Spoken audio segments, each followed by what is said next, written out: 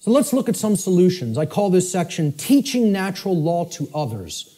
Because as we're talking about, education is the only solution. Knowledge is the solution. The propagation of that knowledge is education, which means to lead out from. Educere in Latin means to lead one out from something. And what is education? It means to lead one out of darkness, out of ignorance. That's what a real teacher does. Doesn't push somebody out. It says, I'm going to go first and show you the way. And you could follow, if you feel that this is the accurate path. Okay? But you could do the same discovery process. It's a repeatable process. That's what a science is, which I've said this is not a belief system or a religion. It is a science.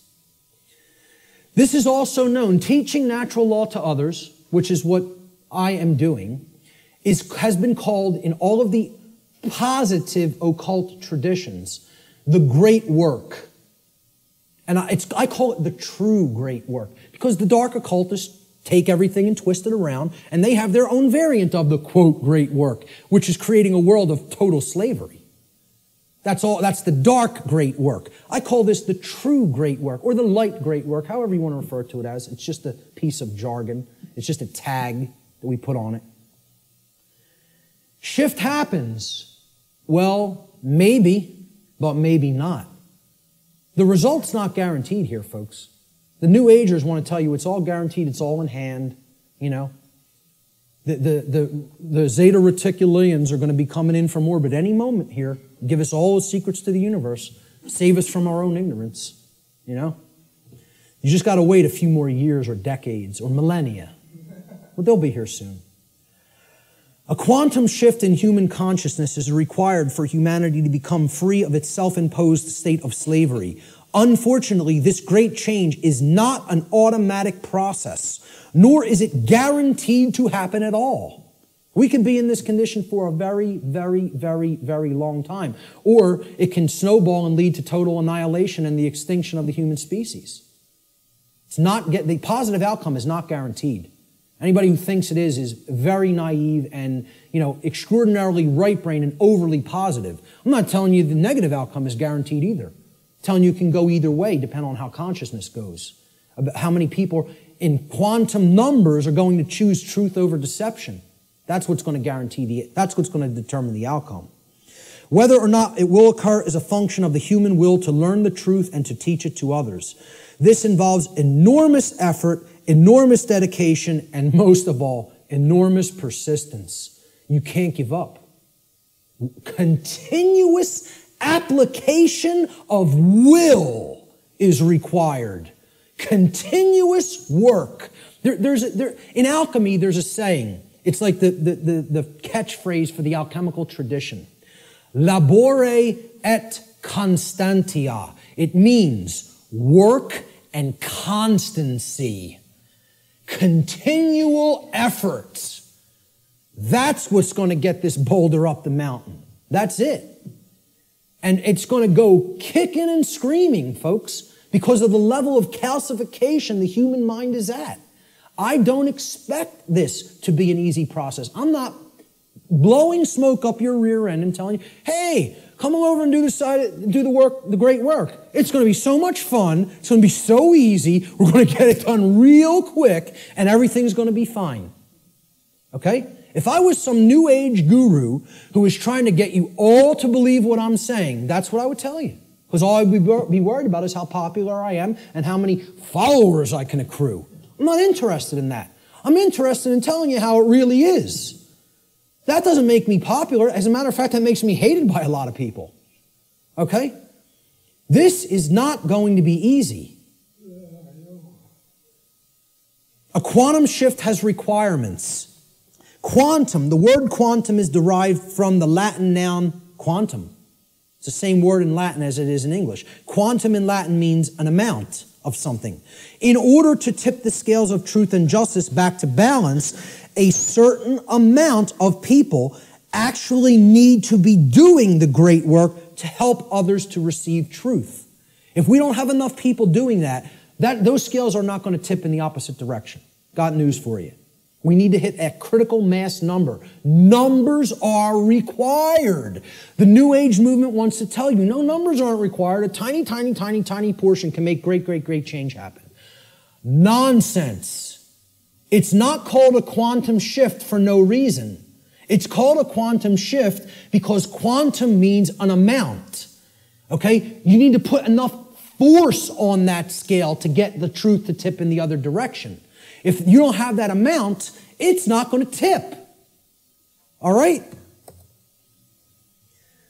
So, individual behavioral choices, whether they are either based in harmony with natural law or opposition to natural law. They combine in their energy and effect, and in the aggregate, meaning in the sum total, they influence the quality of the manifested, shared human experience. That's how reality is created. We're not very contradictory to the New Age notion. Each individual is not creating their own reality. In the aggregate, humanity is co-creating the collective shared experience that we are all undergoing. We collectively create our shared experience. Not each individual creates the reality that everybody experiences. Yeah, you do create a microcosmic aspect of how you experience your life, whether you're experiencing self-inflicted suffering, large amounts of it or not. That's how the laws of attraction work at an individuated level. But at a mass level, they work in the aggregate. We need a population who understands and lives in harmony with natural law. And numbers are required for that to happen. This dynamic acts as a perfect expression of the principle of correspondence. As above, so below. As below, so above. As the individuated units of consciousness are co-creating reality, so the macrocosmic reality shall become and shall be experienced.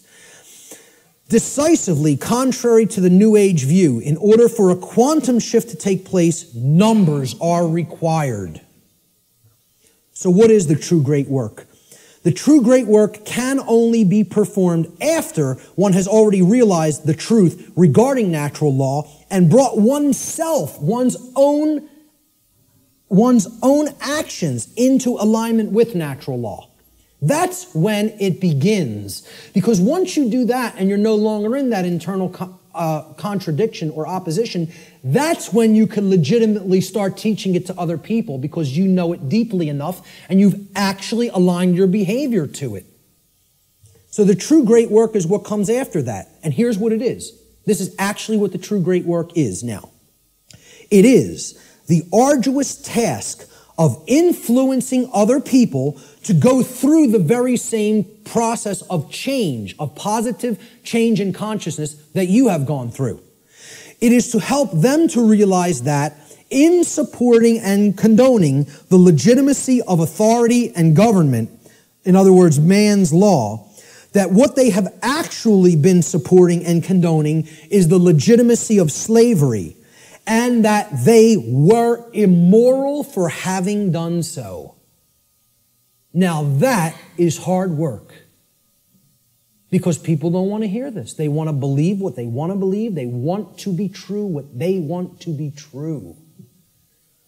They filter their perceptions through those lenses. In short, what the true great work comes down to is to actually get people to abandon their religions, their false religions, really, I should make this slide say. The false and dogmatic beliefs which hold back the progress of consciousness by impeding the reception of truth and natural law. They're calcified religious belief systems. That's what has to be broken down and abandoned. Carl Jung described the great work beautifully. I consider him a modern-day alchemist, as I consider many other teachers of the great work.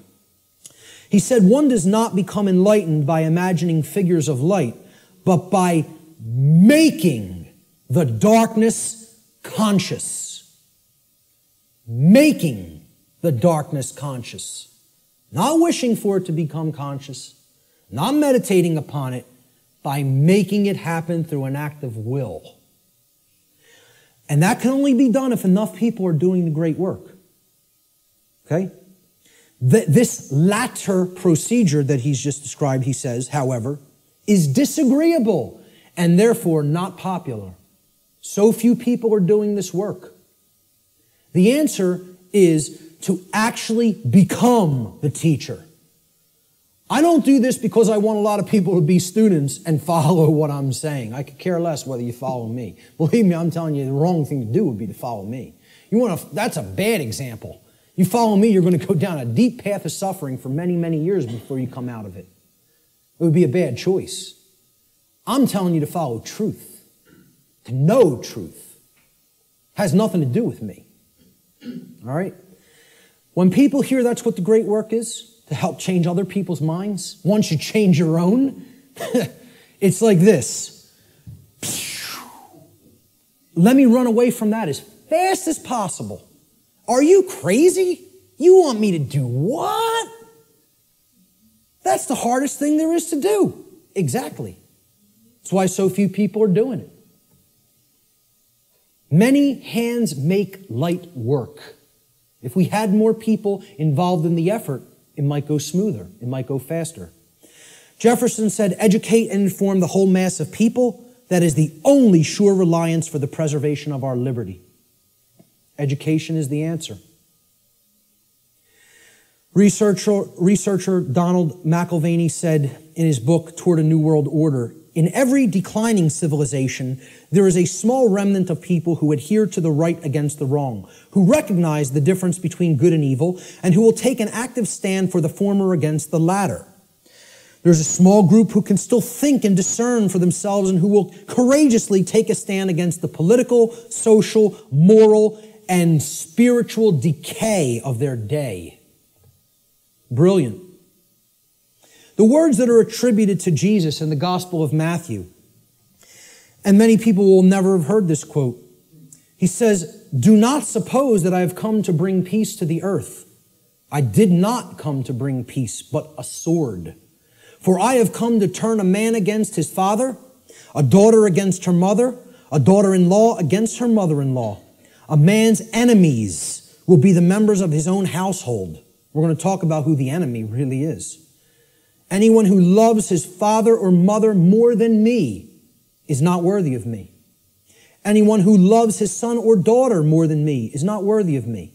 And anyone who does not take his cross and follow me is not worthy of me. Whoever finds his life will lose it, and whoever loses his life for my sake will find it. These are words attributed by Jesus, but what you want to put in place of Jesus is the word truth. The way, the truth, the light, knowledge of natural law, Christ consciousness, okay? He's telling you there are going to be people in your own family that aren't going to align themselves with right over wrong. They're going to continue to choose slavery. They're going to continue to advocate slavery. These aren't people who you want to continue to align yourself with if you have made an effort to truly explain what's really taking place. See, this is the concept of true forgiveness and turning the other cheek. It doesn't mean turn the other cheek and continue to ignore evil and excuse evil indefinitely while it destroys you.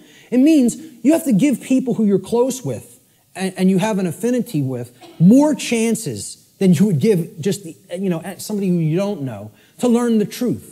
It's like saying, because I really care about this person personally, I'm going to keep going back, and I'm going to keep hitting them with the truth. And eventually, if they come over to the side of truth and right, fine. But what he's saying here is eventually, this spiritual war is going to go hot, so to speak.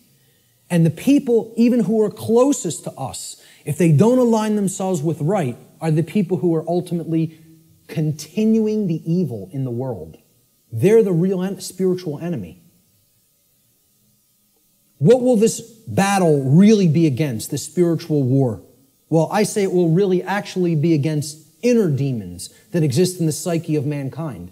And these inner demons are egos that are hardened into what I've referred to as negative knowledge, emotional mind control, and the fear of true freedom. So negative knowledge is the concept that somebody already knows. They don't want to look at something because, hey, I already know what's really going on. Okay? It's the illusion of knowledge. The greatest enemy may not be ignorance, but rather the illusion of actual knowledge. And people don't have the truth. And not only don't they have the truth, so they're at zero there, right? They're at the 0 point there because they haven't really started looking into truth for themselves, but they're attached to all this stuff that isn't true. So that puts them in the negative. They got to do work to get back to zero of knowing nothing. That's why I call it negative knowledge.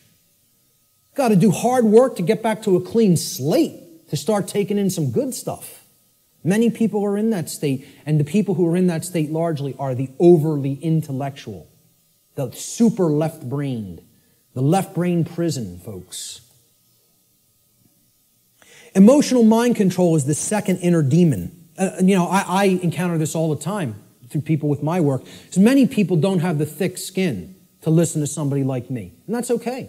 That's all right. Again, what Art talked about is that in the ancient traditions, they talked about reserve the meat for the strong men and furnish the milk for the babies. All right? I'm not here to convert the babies. I don't have the patience for that. I don't have the energy for that. What I'm trying to do is get the other teachers ready who might have the energy and patience for that. Because that's not me. And I'm being 100% perfectly honest with you that that's not me. I'm not here to do that. Okay? I'm hoping to bring some other people that are most of the way there, all the way there, so they can start doing that on a wider scale. They're going to be the people who are going to work with people like that, not me. I'm just being honest with you about it. Emotional mind control comes in a couple of forms. Well, if this is unpleasant, the New Age variant is this right here. If it's unpleasant, I don't want to hear it, I don't want to see it, and I certainly won't want to tell others about it. See no evil, hear no evil, speak no evil. I'll just ignore it and it'll go away on its own. Well, what happens when you do that with any kind of a sickness or a problem? Does it get better? It gets worse. The second form of emotional mind control is people have a problem hearing truth because they don't like or prefer the way it's delivered. I'm not going to stop delivering truth the way I deliver it. This is my style. I like my style, personally. I don't think I have a problem at all in the way I present. I listen back to my presentations and I don't, totally pat myself on the back, but I say, I did a damn good job there. I'm proud of how I did, personally, okay? I'm making an honest assessment about how I present. And again, I realize my presentation style is mostly for the thick skin. It's not for the people with super delicate sensibilities. So be it. That's not really who I'm trying to reach. I'm trying to do vertical integration, not horizontal integration. Build up the community of people who really get it, and they can start propagating it to the masses. This concept is about, the attractive newscaster on the nightly news. She can whisper sweet nothings in your ear all night with the blue frequencies behind her, okay, and say, 2 plus 2 equals 5. 2 plus 2 equals 5. And she's going to get a lot of people to believe that nonsense, right? But the person who's actually telling you the truth, that you might not like the sound of his voice, you might not like the harshness that he comes to you with the truth with, he might be screaming through a bullhorn and saying, hey, you're in danger. You are actively in danger. There is an imperative here, okay? There is a time consideration here. You don't have all the time in the world to correct this, all right? People say, well, I don't like the way he said that. That comes off as negative to me. I think he's fear-mongering or making a bigger deal out of this than it is. They're not interested in the content, the actual information.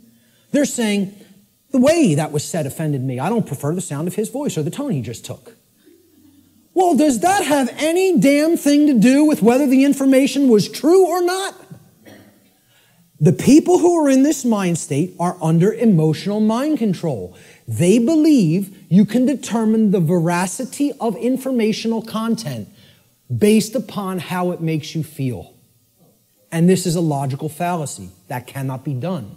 You cannot think with the emotions. And I'm not telling you to disregard the emotions. They're unbelievably important. They are our compass for morality in our lives. They're the compass through which we should set the direction of our behavior. But you can't come to determine and analyze and break down what's true or not and make a filtering system based on just how the information made you feel when you heard it. Okay? You have to actually think with the mind, with both hemispheres of the brain, with true intelligence to come to filter and determine what's true. Okay? No matter how much anybody wants to, give you that soft, sweet, pleasant, emotional voice, okay? That person's still lying to you. And no matter how much the person who comes with an abrasive, harsh, nasty, or scratchy voice might keep telling you 2 + 2 = 4, and you don't personally like their tone, guess what, folks? It still equals 4 at all times and places. That's the truth. No amount of pleasantry or wrapping up the lie is ever going to make this statement on the left here true. Ever.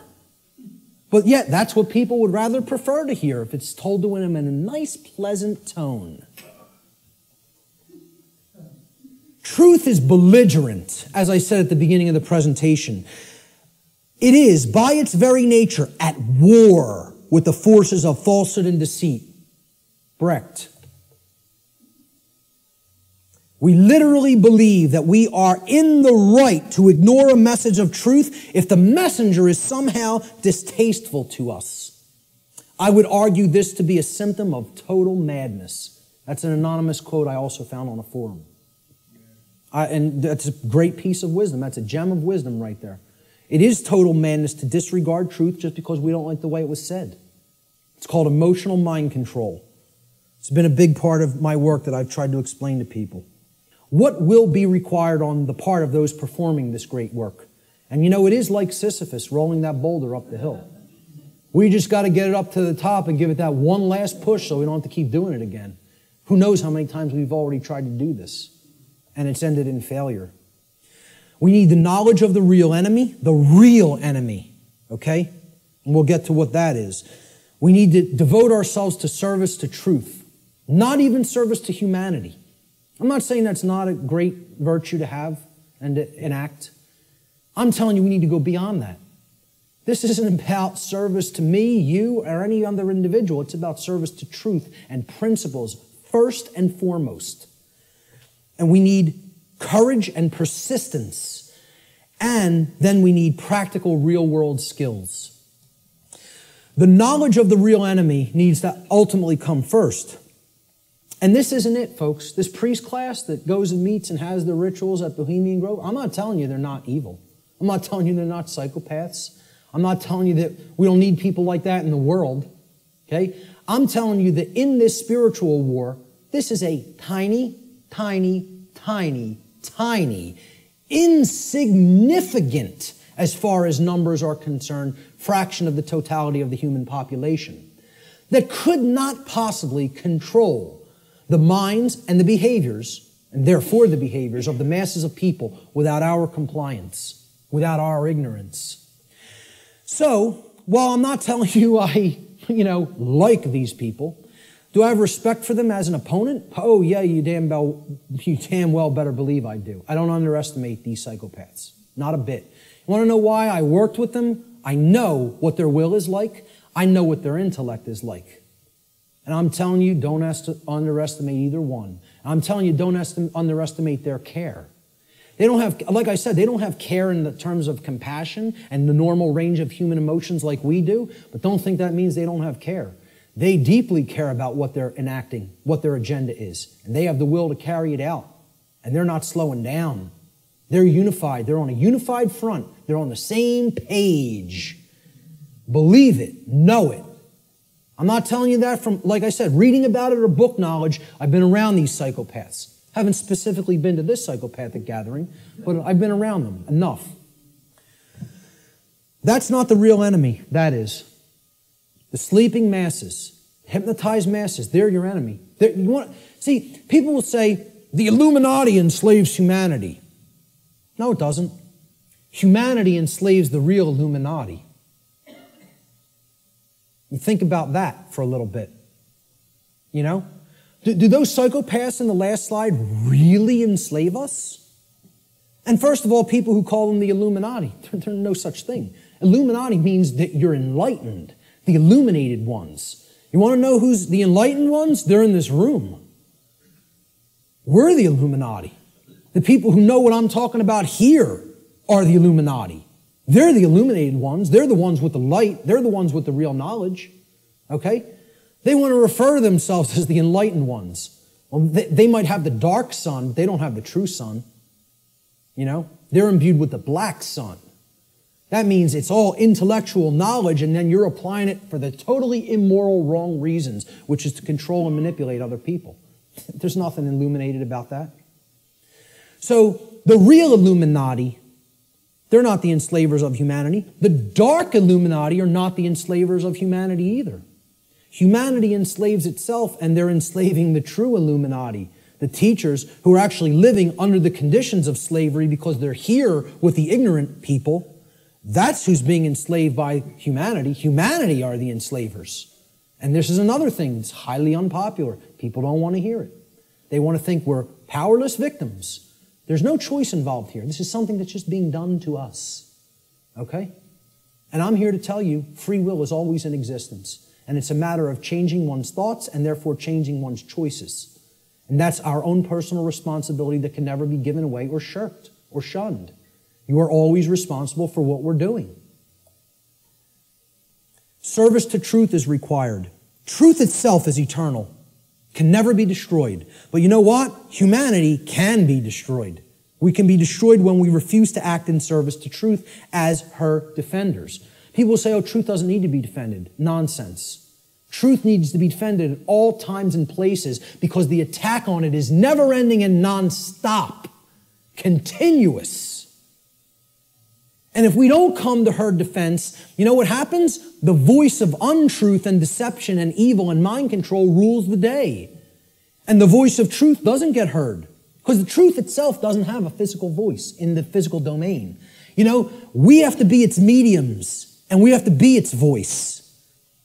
It's possible for us to co-create a positive outcome in this scenario, but this can only be accomplished if we care enough to learn the truth ourselves, and then we develop the courage to continuously speak it to other people until our voice of truth becomes a non-stop chorus like the voice of lies and deception and mind control has been for millennia on this planet. Courage is required. Samuel Adams encapsulated this brilliantly. He said, the liberties of our countries are worth defending at all hazards. It is our duty to defend them against all attacks. It will bring a mark of everlasting infamy on the present generation if we should suffer them to be wrested from us by violence without any struggle, or to be cheated out of them by the artifices of designing men. If you love wealth greater than liberty, if you love the tranquility of servitude greater than the animating contest for freedom, then go home from us in peace. We seek not your counsel nor your arms. Crouch down and lick the hand that feeds you. May your chains set lightly upon you, and may posterity forget that you were ever our countrymen. Now that's about as powerful as it gets as far as I'm concerned. Because he's telling you, if your allegiance isn't to the truth and freedom, I don't want to know you.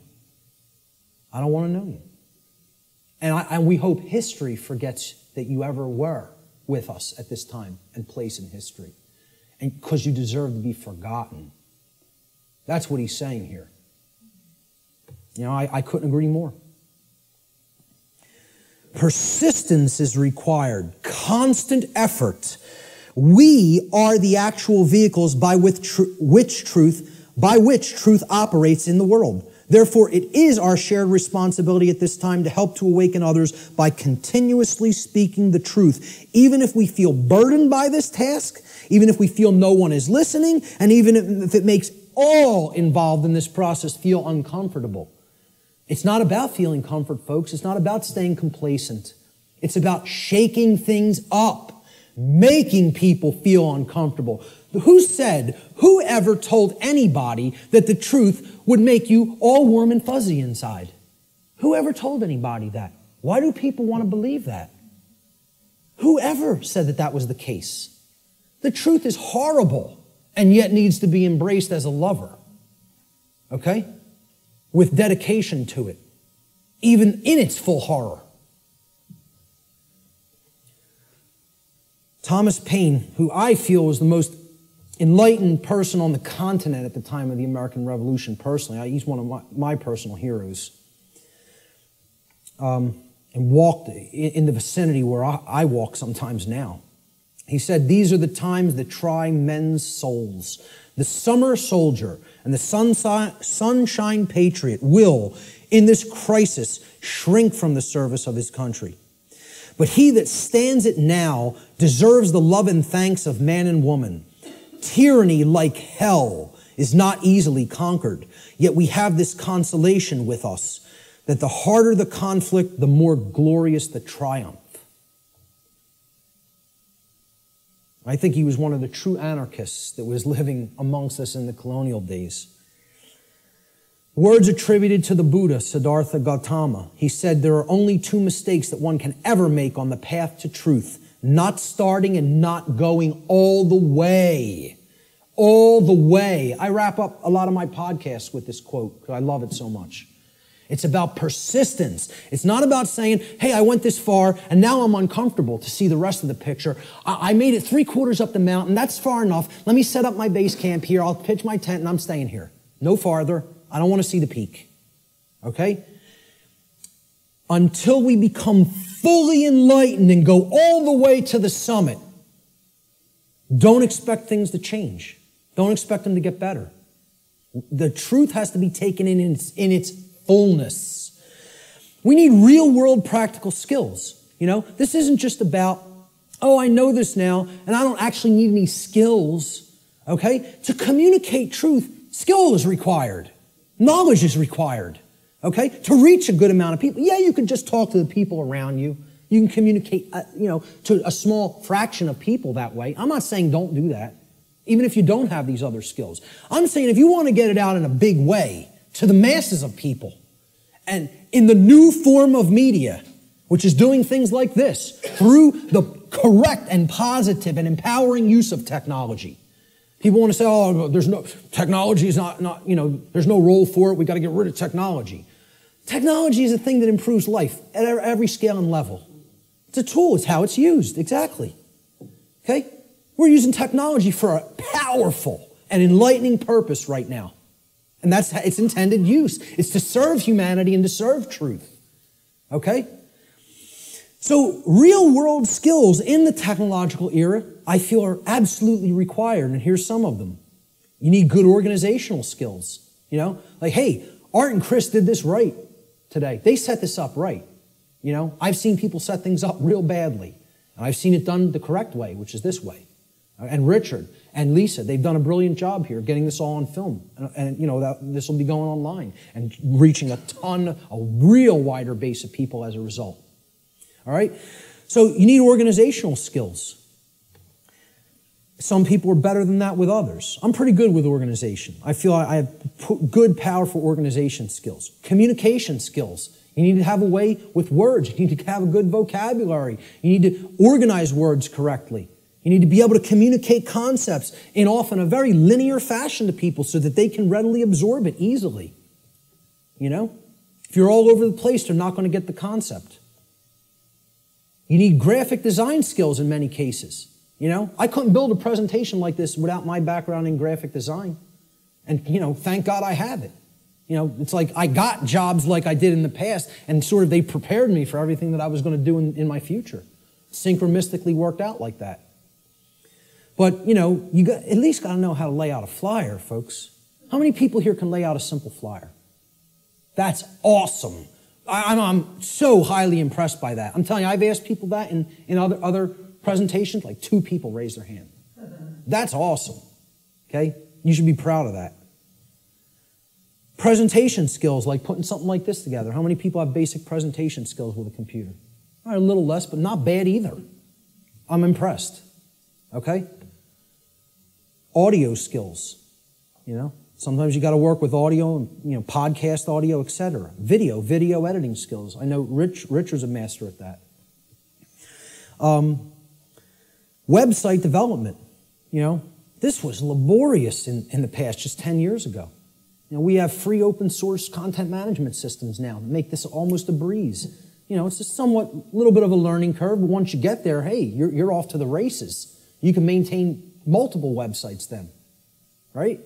So how many people can build a simple website by a show of hands? That's also awesome.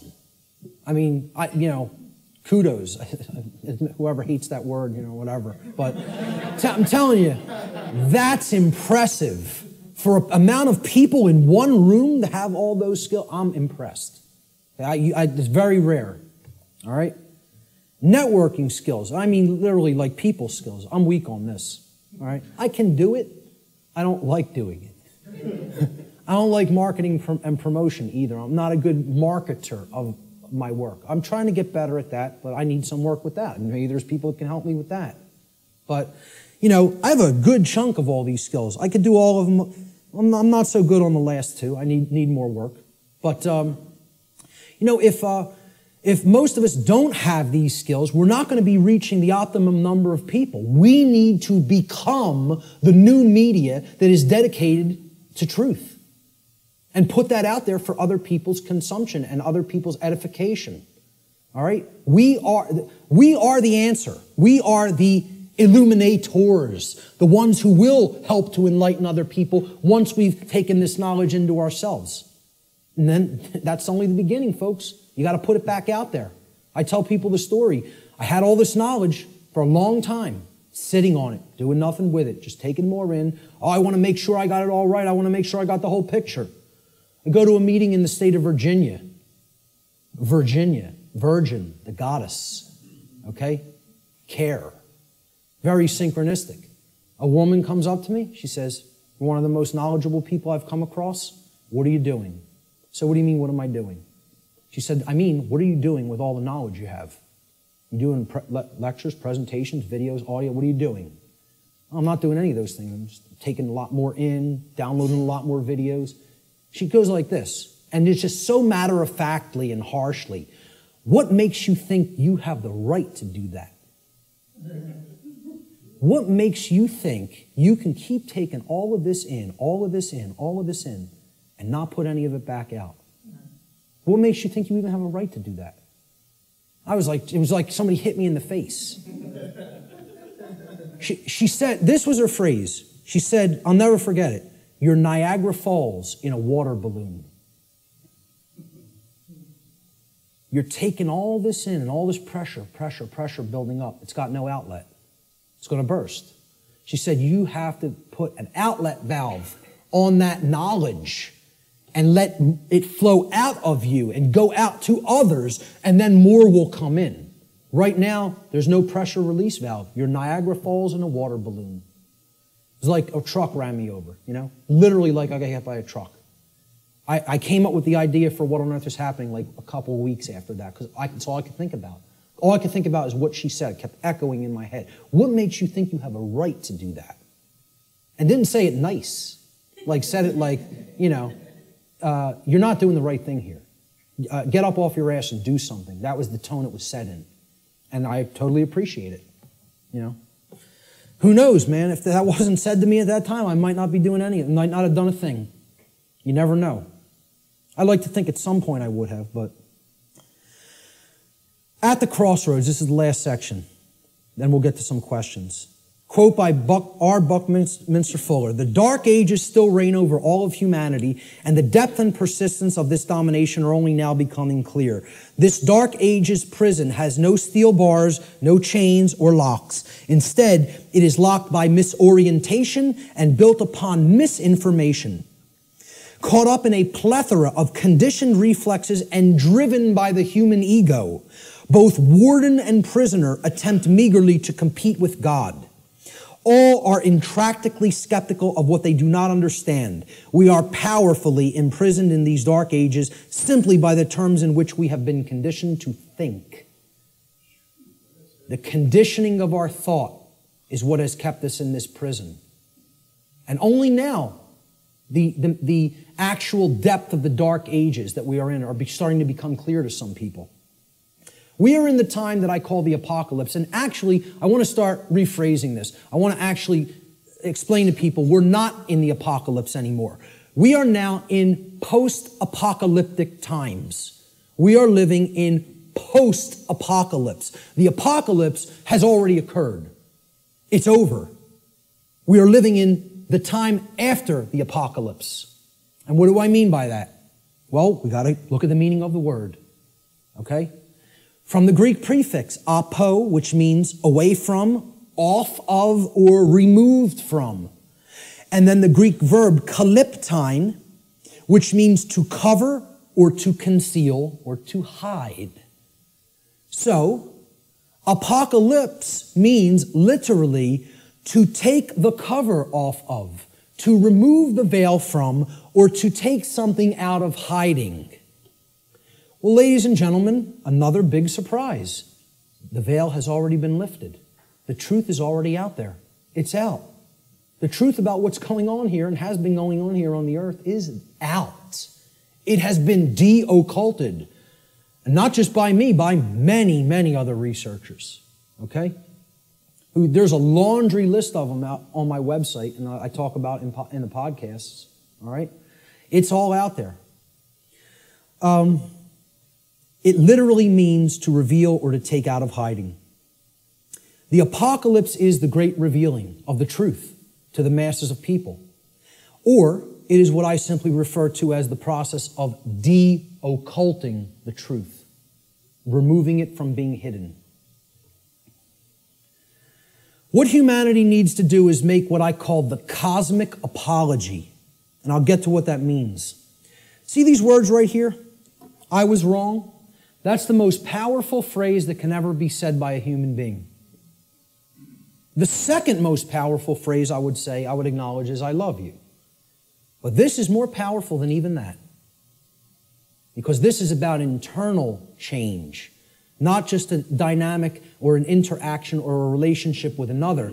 This is about an internal metamorphosis. When you say these words, this is the phrase of all power. No is the word of all power by which we reclaim our power. But this is the phrase of power. All right? Okay. The word apology comes from Greek. Apo, meaning away from, off of, or removed from, as we've just seen. And the Greek noun logos. Logos means word. Okay? So hence, an apology, it literally means to go away from the word. Or to give back the word. Okay? You are taking it back. So if I make an apology, I said something, I didn't really mean it, or I want to retract it. An apology means, let me take back what I just said. Okay? I'm taking it back. I'm removing the word. All right? I'm going away from the former word or phrase that I just said. That's an apology in the standard colloquial English understanding sense. All right? Let's look at what I call the cosmic apology and where this term really comes from, what it really means. See, the Greek noun logos, which is written there in Greek script, which means word in Greek, it comes from the Greek verb lego. All right? Lego in Greek means to speak or to say. It's where we get the English word lexicon from. All right? The Latin noun lex legis is related to the Greek verb lego, to say. Again, because who put the laws into manifestation? The Creator did. How did the Creator manifest the physical universe and all the laws? Spoke it into existence. Reality and truth are spoken into existence by the power of vibration, the vibratory power of voice. Okay? So the Creator created the universe by the phrase, fiat lux in Latin. It means let there be light. Okay? The Latin noun lex legis, meaning law, is actually derived from this Greek verb lego, meaning to speak or to say. God and not man is the logos, the author of law, the one who spoke the law into existence at the creation of the universe, because natural law is the boundary conditions of the manifested reality called the physical universe. These are the boundary conditions which govern it. Humanity's work is to learn to listen to God's word. Not man's word, not man's law. Natural law, spiritual law, moral law, God's law, karmic law. I don't care what you want to call it. Call it whatever you want. Okay? Consequentialism. This is the truth. That's what, you want to talk about what all these phrases really mean? It all comes back to the word truth. That's it. It's the truth about what is, what's operating here. And humanity needs to align its behavior to this law, God's law, natural law. Without alignment of its behavior, don't expect to natural law, don't expect a thing to change here. Expect it to rapidly grow worse. Humanity must make a cosmic apology by giving the word, okay, which means the authorship of creating law. See, we think we're the authors, we're the authorities. That's what author means, right? Author. What's another word for author? This is just this is how mind control through words works, right? An author is a what? A writer. Well, what are you saying there? An author who has authority, they are authoring something, is a writer. They are a right, R-I-G-H-T-E-R. Okay? They're making it into a right. This is what you hear when you hear the word authority. You hear author, which means a writer, meaning one who makes rights, which means someone who believes they're God. That's all this really comes down to. In a nutshell, we're up against a class of people who believe that they can be God and own and rule everybody else. That's all the dark occult comes down to, folks. People who believe they're God. Sick, psychopathic lunatics who think they're God and are going to rule the hell of the prison world that they're going to create, that they call their dark new world order. We need to give the word back. That's what an apology is. And who it needs to be given back to is the creator of the universe, because that's the author of the law. That's its rightful owner. The word doesn't belong to us, folks. The word belongs to God. That's why it says at the beginning of the biblical text, in the beginning was the Word, and the Word was God. You know, that's what the Logos is. Natural law. God is law.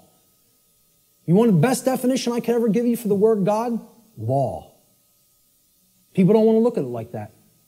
Very few people ever look at it like that. That's what the force of creation is. It's natural law. It's how we co-create our reality, whether we do it consciously or unconsciously. This apology is accomplished when we open our minds and hearts to truth and we start saying the lost word, no, to evil, to the presence of evil in our lives. See, this is an initiate inside what was known as the Jed or the Djed pillars, depending on how certain people pronounce it. And these Jed pillars represented stability and enlightenment. And they represent the two principles, the sacred feminine principle of non-aggression and the sacred masculine principle of self-defense. The initiate is the enlightened one who is incorporated and bridged both pillars and has come to the place of cosmic illumination, which is represented by the winged disc of Ma'at in the Comitian tradition, which is over the lintel between the two pillars. That winged disc of Ma'at. Ma'at was considered a great mother goddess in the Comitian, the ancient Egyptian traditions. Okay? She was the force. She was a personified deity. You know, the ancient Comitians didn't actually worship a physical woman. It's not what this was. It was the personification of truth and justice and order and natural law that was encapsulated as the sacred feminine essence. And she was above all the other deities in the pantheon of Egyptian deities, of Comitian deities. Ma'at, there was no god or goddess higher. And how they looked at alignment with Ma'at is if you wanted to have order and you wanted to avoid chaos, you learned the teachings of Ma'at because she was the goddess of justice and she was the goddess of righteousness.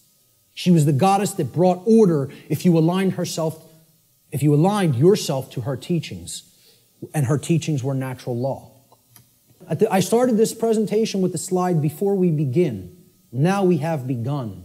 And it's up to you to take it further. What you'll do with this knowledge is entirely up to you.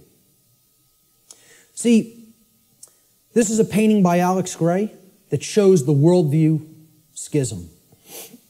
Are we going to stay embedded in the left brain and in other forms of imbalance, and we're going to create the negative worldview, right?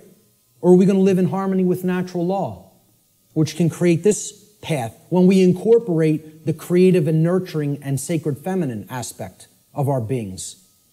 Natural law, living in harmony with it, can only lead to these conditions: freedom, peace, prosperity, the continuation of our species, our actual physical survival, and our evolutionary progress in consciousness. That's what living in harmony with natural law leads to. Conversely, living in opposition to natural law will get us this side of the world tree. It'll bring this world, this hellish world of chaos and destruction. Because living in opposition to natural law can only lead to these states: control, enslavement, war, chaos, evolutionary stagnation, and ultimately the extinction of our species. Which will we choose? That's still up in the air. I can't tell you that. Only each individual can make that decision for themselves, and then that will play out in the aggregate, in the mass consciousness, the numbers. Thomas Jefferson said, "A free people claim their rights as derived from the laws of nature." And this was also embedded in the Declaration of Independence. The laws of nature and of nature's God, and not as the gift of their magistrates. John Locke said, "The natural liberty of man is to be free from any superior power on earth, and not to be under the will or legislative authority of man, but only to have the law of nature for his rule." Former Grand Master of the Order of the Rose Cross, the Rosicrucian tradition, Francis Bacon, said, "Nature, to be commanded, must first be obeyed." If we want the forces of the cosmos on our side, we have to learn and adhere to the principles of natural law. If we do not align our behavior to that, nature will not stand with us. It will continuously stand against us, and it will itself create more strife and suffering in our lives. And we certainly won't command it. We won't command its forces with things like free energy used for any positive purpose. It'll only be used for destructive purposes. The psychologist Alfred Adler said, "There is a law that man should love his neighbor as himself." And he's referring, of course, here to the Golden Rule. "In a few hundred years, it should be as natural to mankind as breathing or the upright gait. But if he does not learn it, he must perish." And folks, I would really hope this is going to take less than a few hundred years. But based on where we're at, I'm not so sure. I think we could do it a lot faster than that if we accept the key that's been shown here today, that, as I said before, has the power to unlock all the locks on all the doors to all the cages. And that's what the knowledge of natural law comprises. Will we make the choice to climb the ladder of consciousness through an act of our own free will, choice, and effort? It's not a simple climb. I mean, it's a difficult climb. It's not overly complicated to learn these concepts, to learn these truths. It involves abandoning many things that we've already been conditioned with that don't serve who we are, okay? But I'm not telling you it's going to be easy, all right? It involves a lot of deep introspective work. But if we do it, we can step out of the prison that we've imposed upon ourselves by balancing the sacred feminine and masculine forces within each one of us. And by recognizing our own inherent sovereignty, and that there is no legitimacy and never has been any legitimacy to slavery and control and the external rulership of human beings as subjects. Okay? That recognition of sovereignty has to go hand in hand with our knowledge of natural law. It's a totally integrated component of it. This was the title slide. This card, this tarot card, was on the title slide. When you understand, and I've talked about this in some of my work online, when you understand the deep connection to the tarot tradition and other mystery tradition teachings, specifically its very deep interwoven relationship to the Kabbalistic tradition of the Middle Eastern mystery traditions, all right? You understand that this card right here actually represents the will of creation and what creation itself, what the mind of the universe itself ultimately wants to manifest in physical reality. Not in some other worldly dream world or fantasy realm or spiritual reality that is to come or not come. Right here in the physical domain, which is not separate and distinct from the spiritual domain. They are one and the same. This card is known as the Justice card. Okay? And it's based on the Latin word jus, which means right or law. Okay? That's where we get the English word justice. This card represents balance between the pillars, as you see on the right side of the king, holding the sword of truth in hand, and the scales of truth and justice have been perfectly balanced and are in the other hand. And it represents sovereignty. And it represents alignment with natural law. And most of all, it represents alignment with truth and the manifestation of order. That can only happen when we align our behaviors to the principles of natural law. Only then will we see the manifestation that the universe is itself wishing for us and trying to help us create, which is justice and order. If we let go of the things that are holding us back and break our mental chains of bondage, we can create a world that is based in actual, real freedom. It is possible. I'm not telling you it's not going to be arduous work or a difficult journey, but it can be done. Okay? If we choose to do that, we're going to see advances and things that are going to be created that the world is going to look so drastically different if we go down that middle path to the truth and to order and to justice through the understanding of natural law and actually applying it and living it in our lives, that the changes we're going to experience are going to be so positive and so transformative that we can scarcely even imagine what the world will be like on the other side of that work, on the other side of that transformation. Will that be done? Maybe. Maybe not. The answer will come from what you see in the reflection of that device right there. That's what will determine it. Nothing else. It's up to each individual. Ladies and gentlemen, thank you so much for your kind attention today.